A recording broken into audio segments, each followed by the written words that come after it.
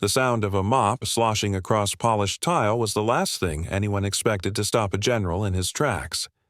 It was Go 600 hours, the hangar bay still half-lit by the pale wash of morning floodlights. Crews moved with the rhythm of routine, fuel hoses snaking across concrete, clipboards checked against manifests, the muted roar of engines spooling up somewhere on the flight line. Amid it all, one man pushed his bucket forward and swept the mop across the floor like it was his battlefield. Samuel Briggs was a fixture here. Mid-60s, shoulders bent but not broken, a limp in his step that seemed older than the paint on the walls. The younger airmen barely noticed him anymore.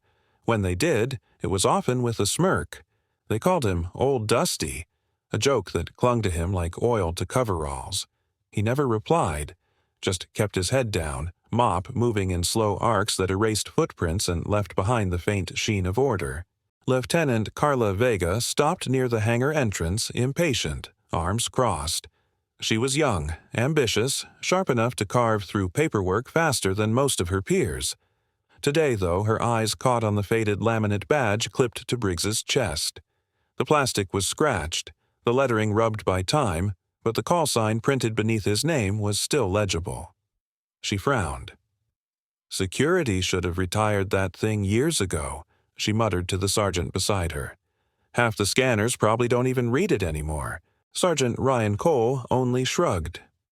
"He's harmless, just keeps the floors clean." But his gaze lingered longer than hers, noting the odd shine beneath Briggs's sleeve where the fabric had slipped. Rows of colored ribbons, dulled by age, stitched tight to an undershirt that wasn't standard janitorial issue. Cole said nothing. The bay doors opened with hydraulic groans, and a cluster of officers strode in, trailed by aides. At their head was General Marcus Hale, the base commander, his eyes already fixed on the aircraft lined in formation. The air buzzed with tension. Conversations halted, spines straightened. And then Hale's pace slowed. His eyes caught Briggs' badge, a flicker of recognition crossing his face like a shadow passing over sunlit ground. "Dust off," the general breathed. The single word was low, but it carried. He stopped, boots halting against concrete, and turned fully toward the man with the mop. Briggs looked up, almost annoyed at the interruption. His gray eyes met the general's.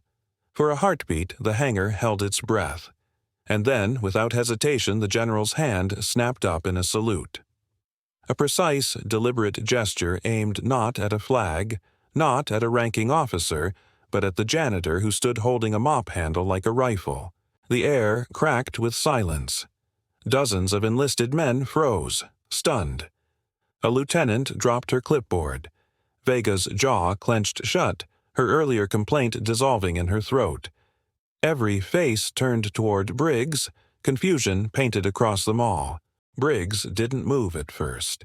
He simply stared back at the general, a ghost of something unreadable flickering in his eyes.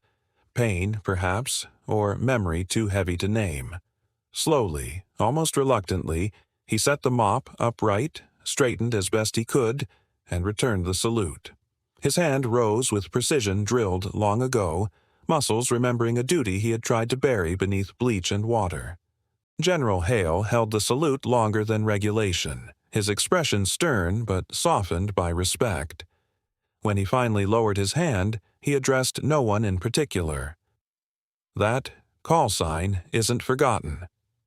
Then he moved on, his entourage scrambling to keep up, their whispers trailing behind him. The hangar erupted in hushed speculation the moment he left. What was that about? Dust off. What does that mean? Why would the general salute him? Vega's voice was sharp, disbelief laced with unease. She turned on Cole. "What the hell's going on?" Cole shook his head. "I don't know, but I'm starting to think old Dusty isn't who we thought he was." Briggs bent to his work again, mop gliding across the wet floor as though nothing had happened. Yet the weight in the room had shifted. Airmen who once mocked him now stole glances, eyes tracing the faded badge, the faint ribbons beneath his sleeve. A man who had been invisible was suddenly lit by a spotlight of mystery. He said nothing, he never did. The only sound was the mop dragging, the bucket wheels rolling, and the echo of a salute still hanging in the air. Because in that single moment, every soldier present realized they had underestimated the quiet figure who swept their halls. And, in the silence, the story of the call sign dust-off began to stir. The truth of that name, the mission that carved it into history, was about to come into the light. Long before he carried a mop, he carried men on stretchers. And not all of them made it home. The records lay on Captain Eli Tran's desk like a sealed confession. Dusty folders, mission reports yellowed by years, a thin packet stamped with clearance markings. Tran turned the pages slowly, his lips tightening as he read the name again. Samuel Briggs, call sign Dust-Off 06. In the briefing room, Lieutenant Vega leaned back in her chair, arms crossed, skepticism flashing in her eyes. She had watched the general salute a janitor and hadn't slept since. Tran cleared his throat. "You asked who he is. Let me show you who he was." He read the first line aloud. Operation Report, Desert Combat Theater, 21 years ago. Medevac detachment scrambled under heavy fire, tasked with extracting wounded elements from a pinned squadron. Aircraft, UH-60, configured for casualty evacuation. Pilot in command, Captain Samuel Briggs. Call sign Dust-Off 06. The words pulled the room into the past. Heat shimmered across endless sand.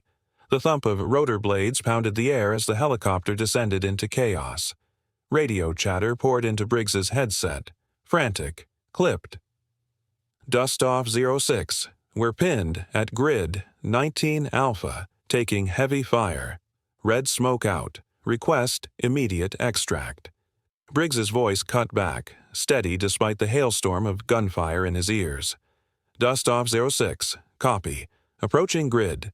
Visual on red smoke. Hold tight. Bullets snapped past the cockpit, streaking sparks against metal. The crew chief yelled that the side door was taking hits. The smell of burning oil seeped in, acrid and choking. Briggs kept the nose down, eyes locked on the column of red smoke curling against the sky. When they touched dirt, rotor wash blasted sand in every direction, blinding, stinging. Wounded men were dragged aboard, blood soaking litters, their groans almost drowned by the roar of engines.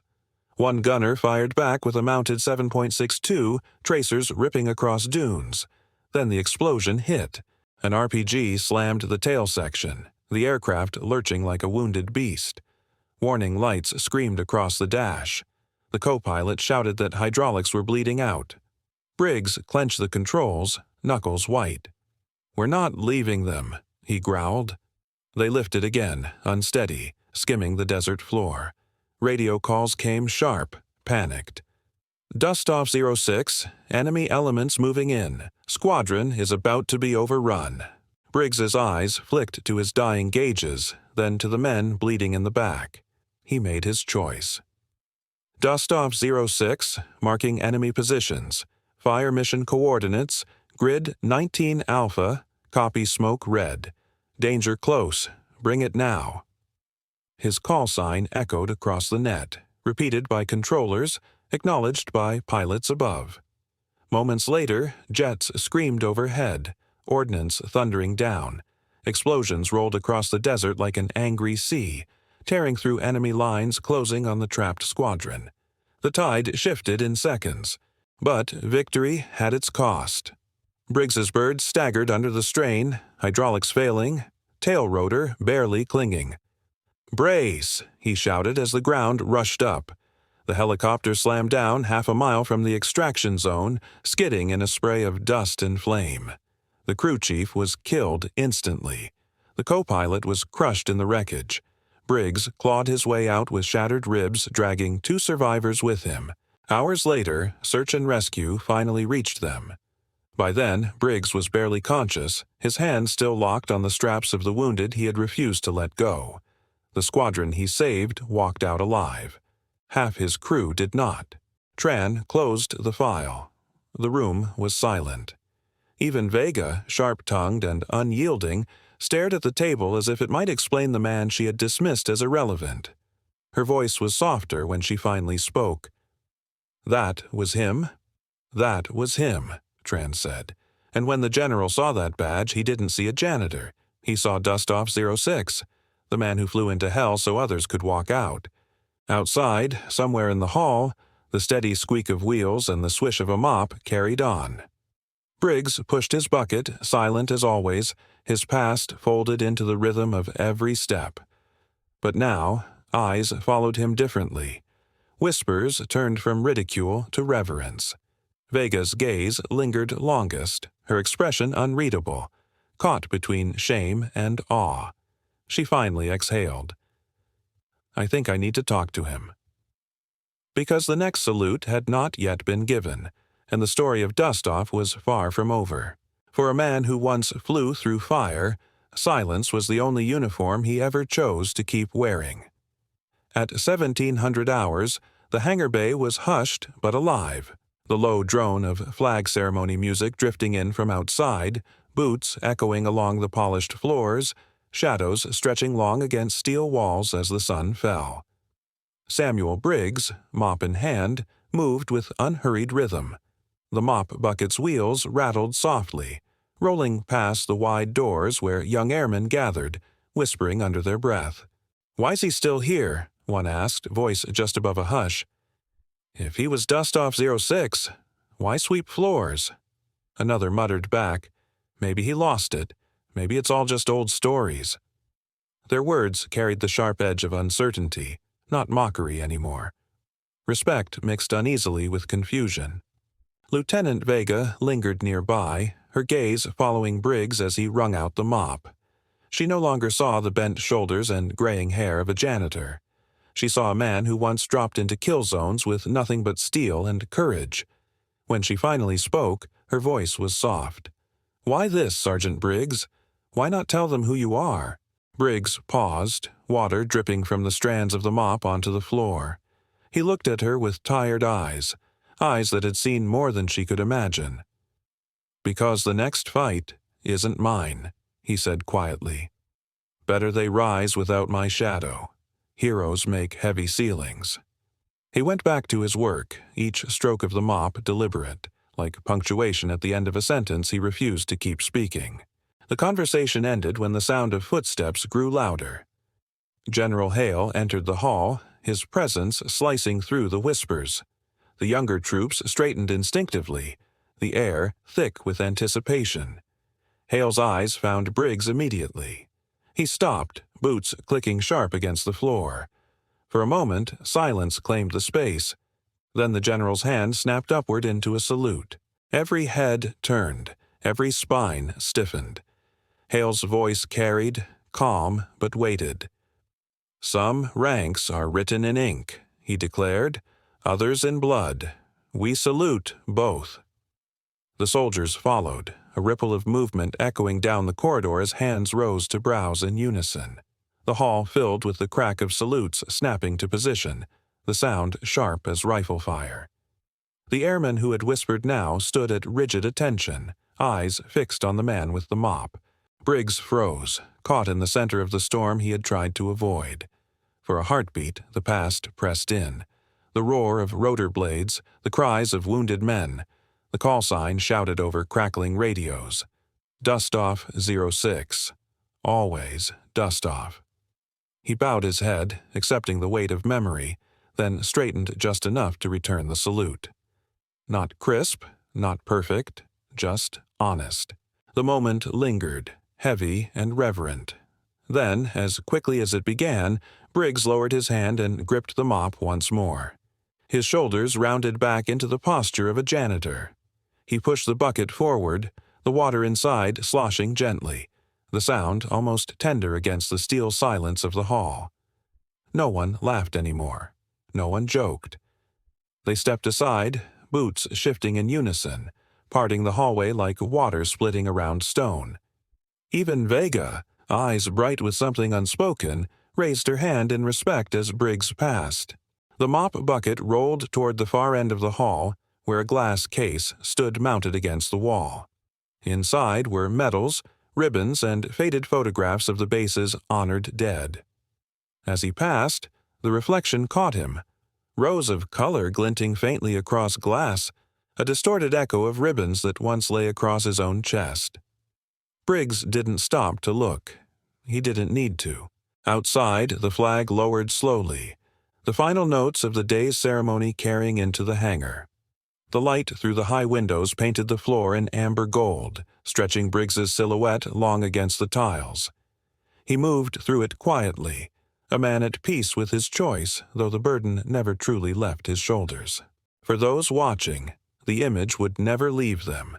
The janitor with a mop, the call sign etched in history, and the salute that had bound past to present in a single, unshakable moment. And as the sun sank low, one truth lingered in every mind. Heroes don't always vanish.